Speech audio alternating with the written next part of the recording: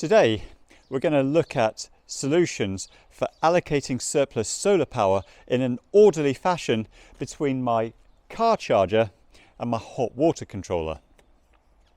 We're then going to look at how we can clear out debris from the gaps between solar panels and get them nice and clean.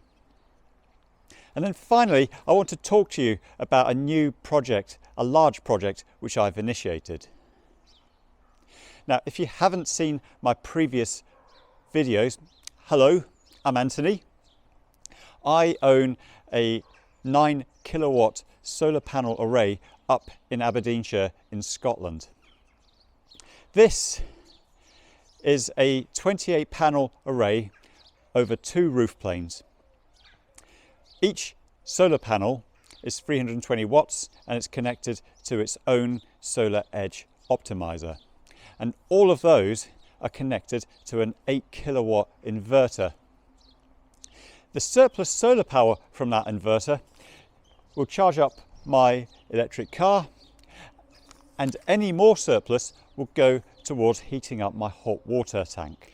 Back in November, I discussed the possibility of using the SolarEdge Application Programming Interface, or API, to control when my hot water would take surplus solar power. The objective was to make sure that when there was more than 1.4 kilowatts of surplus solar power, that the Zappi charger would take that surplus in preference to the hot water controller. Reading through this API document, one thing became clear. There was a great deal of data that could be obtained from the inverter, but no commands could be sent to it. I then discovered that the SolarEdge inverter could be communicated to directly using an Ethernet communications protocol called Modbus TCP. Modbus is a widely used communications protocol in the process automation industry. It can be carried using a serial line or an Ethernet network. Unfortunately, when I reviewed the SolarEdge Modbus address list, there were no solutions for sending commands using this method. At this stage, I was rather despondent. I even created a detailed truth table on how to control energy storage devices in my system. But thankfully, My Energy had a solution. Now, they've got their own hot water controller. It's called the My Energy Eddy. But I am not about to rip out this hot water controller and put a My Energy in place. There is a much cheaper solution. It's called a current transformer, also known as a CT. It looks like this. You wrap it around a live cable and you plug it into the Zappi. Now, the Zappi has got 3 connections available for CTs. 2 of them are used already, one for measuring grid supply and one for measuring solar power supply. So we can use the third CT connection, and that third CT connection can be configured to look at loads and supplies from an energy storage device, such as a hot water controller. So the Zappi is outside. We can't run this cable all the way from the Zappi outside, but it's powered by this steel wire armoured cable, and it doesn't just have power cores coming through this, it also has a Cat5e core going through. Now, 2 pairs of that Cat5e cable are used for measuring the existing CTs. We can use one of the 2 remaining pairs to hook up to this CT. So we're going to go ahead and hook up the CT and observe all basic electrical safety precautions.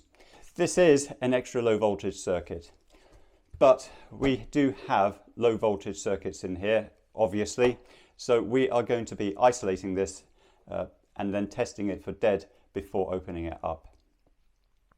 But in the meantime, I'm going to go outside and open up the Zappi charger and we'll have a look there. But first, before we open up the Zappi charger, we'll isolate it. Let's go outside. Okay, let's have a look. So the front fascia plate comes off like this. And we've got 8 screws.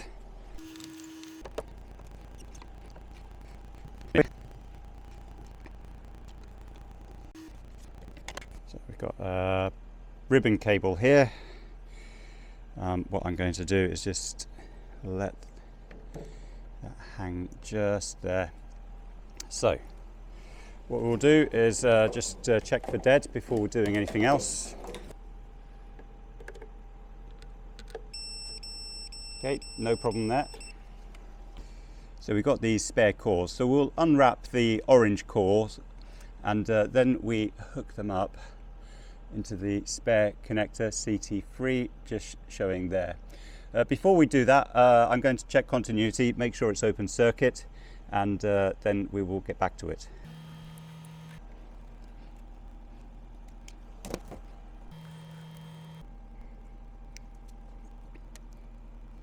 Okay, so we've got open loop here. Just in case you're wondering, I just wear goggles anyway, simply because if there is any arcing or sparking, the last thing you want is your eyes to get in the way of a spark. So we've got the positive on the right side and the negative on the left side, so we'll just do that. Right, so that is the data core connected. We've got the solid orange on the positive and the striped orange on the negative. We're going to come back to this and we're going to measure the impedance. The impedance of the current transformer is 220 ohms. So if I can measure the impedance before livening everything up, that will confirm that I've hooked up the right thing. We're going to isolate this panel first. It's going to get dark. I do have a battery thing. We'll isolate the solar supply and then the main incomer. So now we will just open this up.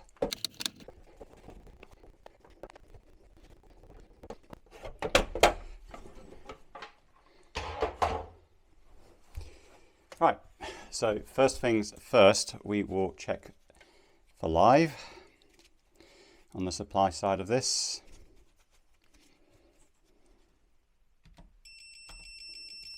Yep, that's fine, and we'll check for dead on the isolated side. That's no problem. And we'll just check it against earth.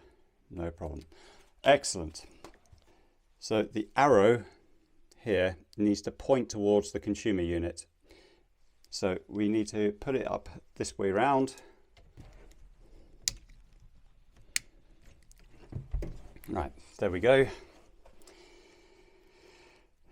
So let's get this wrapped up. So we want to now hook them up.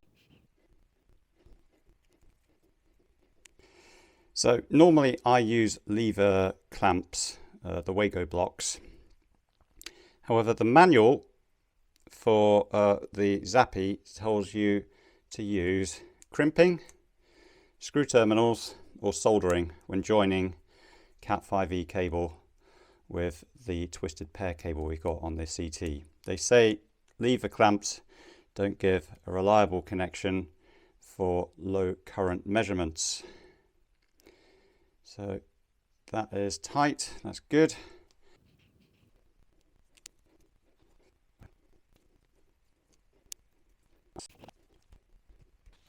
So we've got an impedance of 38 ohms, so that's interesting. Okay, that's fine.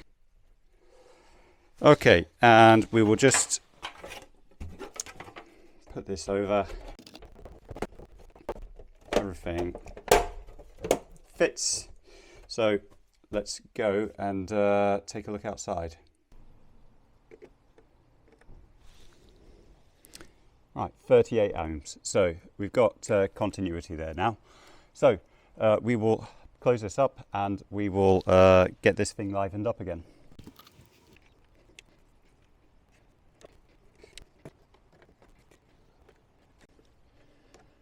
Always good to make sure the rubber seal is intact all the way around. We want to make sure that the IP65 rating is secure. It was also good to see that there was no water ingress inside this unit beforehand. Right, let's get this all closed up.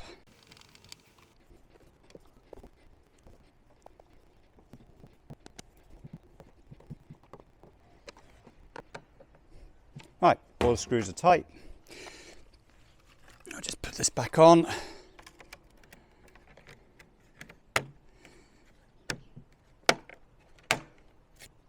Nice one.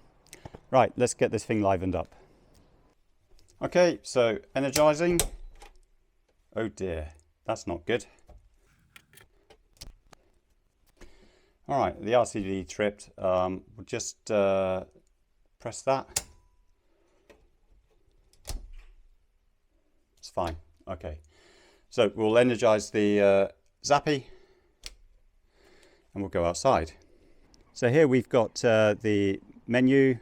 We go to menu, go to down, go to other settings, go to advanced, go to CT config, enter, CT free. I've configured this already, it's storage only, enter, and then we are good to go. So it says 1.1 amps, which is a bit unusual. So we will do some testing and see how that goes. So everything is powered back up. The SolarEdge inverter is back up. The My Energy is back up and running. Let's see what we've got. So we've now got an extra item on our My Energy Zappi display. We've got what looks like an energy storage device. It doesn't know it's a hot water controller, but this will be sufficient. So what we're going to do is switch on the hot water and see which way the power goes.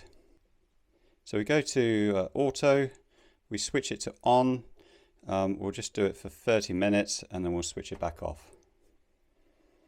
So then if we go back to My Energy, we can now see that there is power going to it. Let's see if it goes up to 3 kilowatts. The power is in the right direction. Yes, 3 kilowatts. So this is almost a job done. All I have to do now is secure this box up like so. We're back in business. So that's a job done. On to the next job. Now that we've seen how to make the best use of surplus solar power, we also have to periodically clean up the solar panels in order to maximize that output. So I'm going to see you up on the top of my ladder next.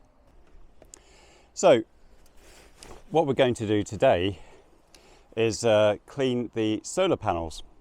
So one of the things you'll see going up here is that we've got a lot of pine needles in the horizontal and vertical gaps, and we want to get rid of these pine needles. So that is the cleaning attachment for cleaning the panels, but that's no good for getting rid of pine needles out of the gap. And that screw thread is the same as what we have for a drain rod. And I bought this attachment.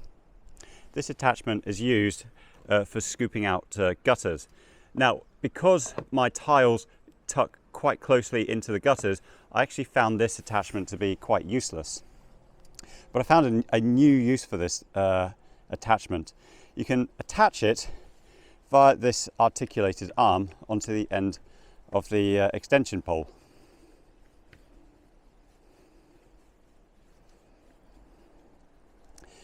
And so you can have the articulation at 90 degrees to get the vertical slots, and you can rotate the it straight up so that the attachment, so that this claw can scoop out the gaps in between the solar panels. I only had this bright idea 2 days ago, and it was always a bit of a puzzle about how you can actually access these solar panels in order to maintain them without having to get onto the roof. I could go right to the top of the roof and just blast the whole thing with a leaf blower. 2 things about that. Number one, it's dangerous. I've got cables trailing out of the leaf blower and I don't have any proper way of securing myself on the roof. And number 2, the leaf blower can't get these horizontal gaps here. So you're still in a position of needing to find some other solution. So getting rid of pine needles here is a challenge which I have to deal with. I've got this larch tree which you can just see there, and it just covers my whole roof every single autumn time. But now it's the middle of December, and it's the perfect time to just get rid of everything. There's no ice, so we'll just get on with that. Now, the reason to get pine needles out is because if you leave them, eventually they'll rot. And if they rot, then over a course of years, you end up with soil being produced, and out of that soil, you get moss growing eventually. And moss is a bit of a problem on the north side of my roof. I say it's a problem, in theory it's not, but you can see how this can all scoop out. Now, one of the things to note is that I'm doing this at eaves level. I'm not down at the ground level. You need a certain level of control of the extension pole, and when it's very extended, it's quite wobbly as well, and you don't have the fine touch. There we go, like so. Nice and easy. So it means I don't have to get on the roof, but it is still, you still need to get onto a ladder to do this. For a bungalow, not a problem. But for a taller house, I'd think twice about it. One of the things I'm finding is that broadleaves tend not to accumulate in any significant quantity, but pine needles, they like to coalesce, and they coalesce into quite a dense mush, and storms tend not to clear it away. All right, so that's a good amount which has come out, not as much as previously. So what we'll do now is look at the vertical raking.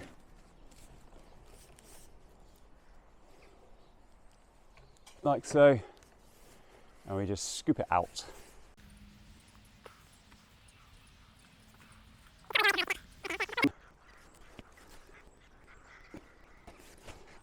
All right, let's do this.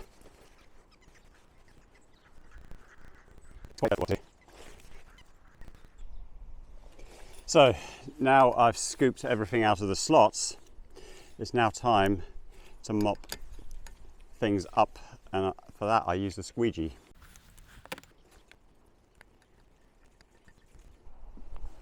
Okay, so this bit is less tricky. All we do is go up here and just scoop out, just gather all of these together. I find when the items are coalesced together, they just slide right over the gaps, so I don't have to scoop out the gaps again. And I just bring them all down to the bottom of the array.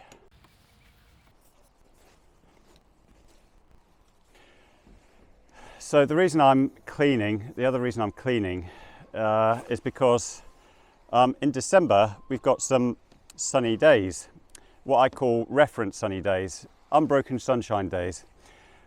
Last year we had 2 such days in December, and the shortest day, the second shortest day, the 22nd, was one such day. And this year we've had one day, last Friday, on the 11th of December, and here we had a second reference day. And what that means, allows me to do, is compare the performance from one year to the next in a very direct comparison. So 22nd of December last year we generated 5.3 kilowatt hours of electricity, and yet on the 11th of December we generated 5.33 kilowatt hours of electricity. It sounds comparable, but bear in mind on the 11th of December we actually had 9 extra minutes of daylight compared to the shortest day of the year. And those 9 extra minutes correspond to about 0.4 kilowatt hours of extra electricity. So really what I should have had was 5.7 kilowatt hours of electricity. So now I'm asking the question, why have I got a shortfall? And one of the reasons why there might be a shortfall is probably just due to extra plant growth on the horizon. The sun is very low at noon. Up here it's only 9 degrees above the horizon. But the other reason is that the solar panels may not be as clean as they could be. There might also be other reasons. There might have been frost, all that kind of stuff. So I want to just give the solar panels a good clean, and then there should be another reference day coming up this coming Friday. So it will be interesting to see whether this has any influence whatsoever. Okay, so last job now is to use the microfiber cloth to actually wash the solar panels. So what I'm attempting to do is wash away any bird droppings which are residual. Normally the rain will do a pretty good job of that, but you still get residual stains, and we just want to give it a good wash, just a good wipe, shall we say, and then the bottom edge, as I mentioned before, we've got a lot of green growth on the bottom edge of each solar panel.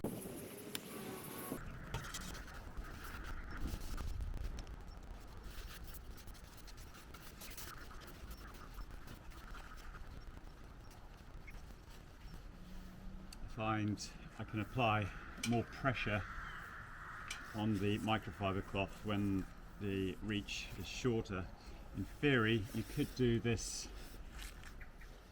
from the ground, but the amount of pressure you could apply to the microfiber cloth on the solar panel to get rid of the more stubborn growth at the bottom edge is a lot more limited.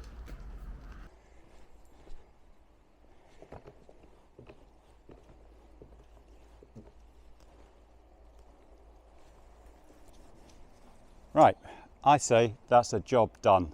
So let's get this thing packed up.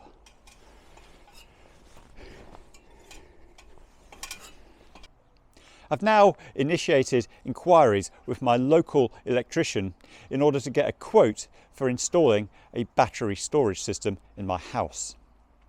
Last May I looked at the economics of those systems, and at the beginning of December I looked at options for having a battery backup solution in the event of a power blackout. But now I want to look at these options in revised and closer detail. Back in May, the price of electricity was 17 pence per kilowatt hour, and I came to the conclusion back then that home batteries were not worth investing in. Now the price has risen over 45% to just under 25 pence per kilowatt hour. Updating my calculations from May, we can see what the returns on battery investment will now likely be. For reference, we have this graph, and we can see an instance of running a battery without any solar power whatsoever on the Octopus Go Chat tariff. As you can see, a 10 kilowatt hour battery will yield an annual return on investment of just over £550 per year. Now, solar power can erode those returns with large batteries quite a lot, as seen in this next curve. However, very small batteries, 2.5 kilowatt hours, can still offer better returns on investment. That being said, when batteries are used for export under the Octopus Agile tariff, then investment returns recover a good deal. But when you use Octopus Go in the wintertime and Octopus Agile in the summertime, the trade-offs with solar power are almost completely recovered. A 16 kilowatt hour battery in this example will yield an annual return of £600 for my house. So if we assume that the electricity price inflation rate is 6% per annum, that 16 kilowatt hour battery will yield a return of just under £8,000 in 10 years. Given the price for battery systems, therefore, it now means that your investment is likely to be paid for in that time. Now, if your battery lasts only 10 years, as is likely the case for nickel manganese cobalt batteries, then that investment really isn't worth it. However, if you have a lithium iron phosphate battery, then it's likely to last 20 years over the course of over 6,000 cycles. Now you've got a real value proposition. So we're going to have a look at two examples that I've considered. Ideally, we want to use this existing inverter. Last year, the only batteries that were compatible with this inverter were the LG Chem batteries. This was the Resu batteries. And even then, you had to get an additional box. This was called the SolarEdge StoreEdge interface. So the solution wasn't at all economically attractive. So now SolarEdge made an announcement last November. They've started to sell their own battery. This is a 10 kilowatt hour battery. It's called the SolarEdge Energy Bank, and it can be connected to this inverter using these two spare MC4 connectors right here.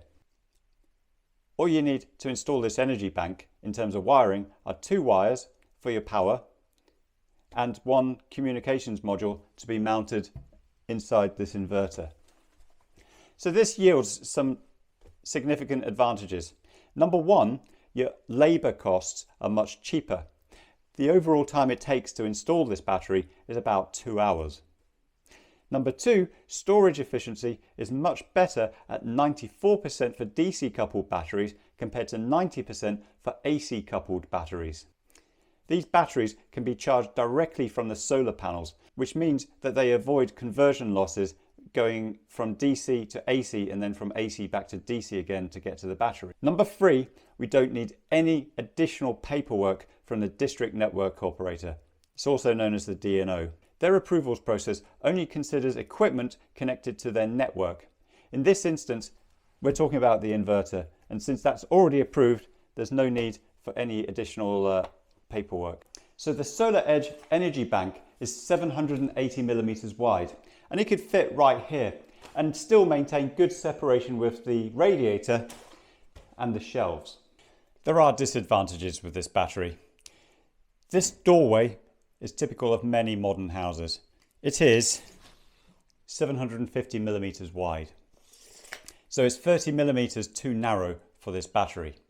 And when you consider that this battery weighs over 120 kilos as a single piece, you've got major manual handling challenges to deal with. You cannot move it into here laid on a trolley flat, and you can't lay it on a trolley sideways, which means you have to lay it upright and you have to do some awkward maneuvering around these apertures. And we've got 3 doorways to fit this through. So the easiest solution is to mount the battery outside on this wall. That avoids a lot of manual handling issues with bringing the battery inside. You can bring a battery flat on a trolley to this location before deploying your lifting gear. Now, having a battery outside is fine in this instance. The data sheet says that this battery can operate in temperatures down to -10 degrees Celsius. However, there's a reason it can operate at that temperature. It's a nickel manganese cobalt battery. The SolarEdge Energy Bank has a 10-year unlimited cycle warranty where they guarantee the capacity of the battery will be no lower than 70% of its original specification after 10 years. Typical NMC batteries are good for about 2,000 cycles. And given that in 10 years you've got 3,653 days, you can guess that the SolarEdge battery probably won't be good for much more than 10 years.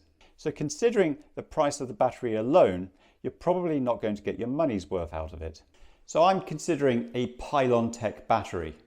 This is a 14 kilowatt hour Force H2 battery. It's a lithium iron phosphate battery and it's good for 6,000 cycles.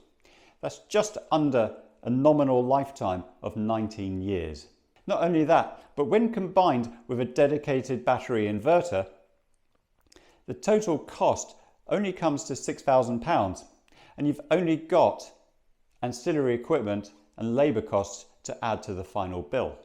The trouble with adding a new inverter is twofold. Number one, I have to make a new G99 application with the DNO. The DNO want to be satisfied that the new inverter won't add any extra supply over and above this inverter and the previously agreed 5 kilowatt export limit. Now this is certainly provable for the export limitation declaration that comes with the new inverter. This is what's known as a G100 declaration. But DNO approvals are a slow process. My experience with getting this inverter approved is that the DNO approvals logic can sometimes, unfortunately, demonstrate inconsistency. So my inverter is 8 kilowatts, and the quote that I received for my solar installation provisioned for a 10 kilowatt inverter. That reduction in inverter size was part of the bargaining that my electrician had to go through with the DNO. Frankly, the only thing that should have mattered was the rate of export, and both inverters were perfectly capable of limiting export to 5 kilowatts. So therefore, whilst there should be no grounds for having an export limited battery inverter, I can never be too sure. The second disadvantage is that the round trip efficiency for an AC coupled battery is down to 90% instead of 95% or 94% for a DC coupled battery. That means that for each 14 kilowatt hour daily cycle, we've got 1.4 kilowatt hours lost as heat. For a battery outside the house, that heat is indeed wasted. But inside the house, that heat for 9 months of the year is keeping my house warm. But for the remaining 3 months of the year, given that this is Aberdeenshire, it's not so much of a problem. There's only 3 to 4 weeks in the year where that additional heat coming into the house isn't so welcome. Now for comparison, 1.4 kilowatt hours is roughly the heat consumed for a typical oven drive lasting half an hour. So I'm really looking forward to seeing this new project take off and take shape. This new inverter will also have an emergency power changeover backup relay, so I can keep the lights on during a blackout. So that's it for this video. Now in my next video, I'm going to take my car out for a long drive down to England again. It's going to be very similar to my October video, but it's much colder now, and I want to see how the performance of that stacks up. I'm also going to have a few extra things in that video as well. So in the meantime, I'd like to thank you very much for watching this video, and I'm going to talk to you again very soon.